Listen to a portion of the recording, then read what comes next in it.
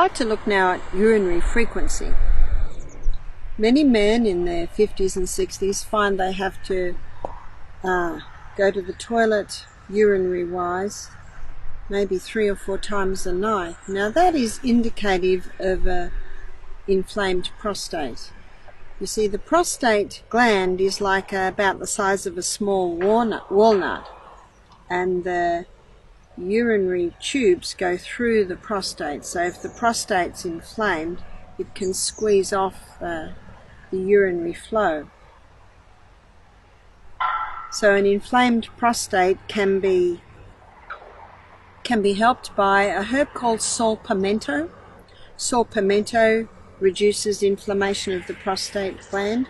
Also stinging nettle tea can be drunk, and small willow leaf. They are probably the 3 main herbs that are known to help with the prostate. Also with the prostate, it's often inflamed because of high testosterone, and high testosterone is often the result of high estrogen. And so that's where the Anna's wild yam cream or a wild yam cream can help in getting the estrogen down. What a man does is he applies the cream twice a day, every day, and ideally probably about a year. It can be many years in causing this imbalance in hormones. The good news is it won't take many years to balance, but it might take about a year. What about if a young man is finding this urinary frequency? It could be an irritation, and the most common irritation is the inflammation of the prostate.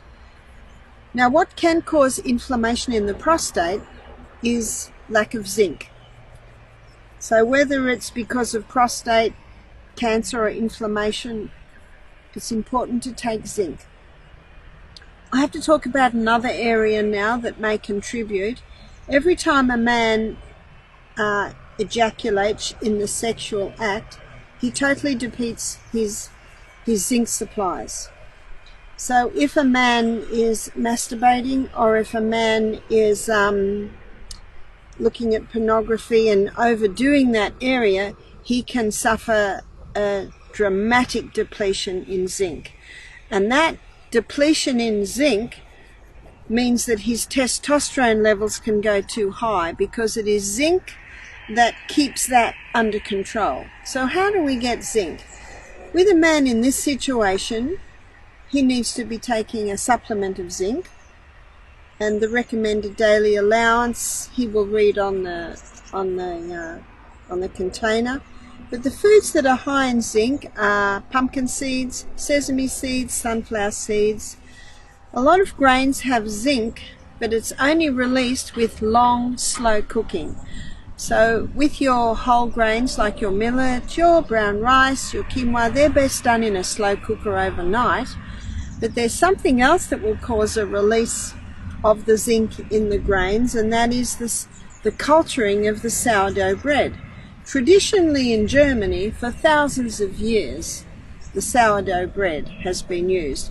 I look forward to coming to Germany to taste your sourdough breads, and I certainly have tasted some delicious ones. A sourdough bread, a sour isn't really the correct term. It's a cultured bread, and it should not be heavy and sour. There might be a light sour. I actually think it's more of a sweet taste in a good sourdough bread. So the culturing process that the sourdough or the culture goes through is it breaks down the protein or the gluten in the grain, making the grain more digestible, but it also causes a release of the zinc that is often locked up in the grain. So it's important also to know that. I also advise people with urinary frequency not to drink a whole lot of water at once. So it is better to drink little by little by little. I'm a little bit thirsty, so I'll give you an illustration. That's a couple of mouthfuls.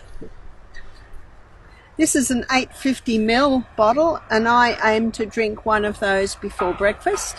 I aim to drink one of those before lunch. It is now almost 12 o'clock, lunch is in an hour, and I'm down to there. I'll easily drink the rest by the time lunch is. A lot of people who become convicted on the importance to drink water start drinking whole glasses at once. But that is not the best way. If I've just climbed a mountain and my clothes are wet with perspiration, I certainly will enjoy drinking a whole glass of water at once. But on the whole, we should be drinking water little by little by little. Notice how God sends the rain, little by little by little. But when it does happen to be a torrential downpour, that's when flooding happens, that's when the topsoil is washed away from gardens. Please take that illustration to heart and start drinking the water little by little by little. To help the water get inside the cell, you can take a crystal of Celtic salt, about the size of a sesame seed, start with. Celtic salt with its 82 minerals. If you don't have Celtic salt, you could use Himalayan. Himalayan has about 75 minerals. It's almost as good as the Celtic salt. Take a crystal of that before every glass of water. So I have got a little more than 3 glasses of water here. So when I start this, I take a little bit of salt.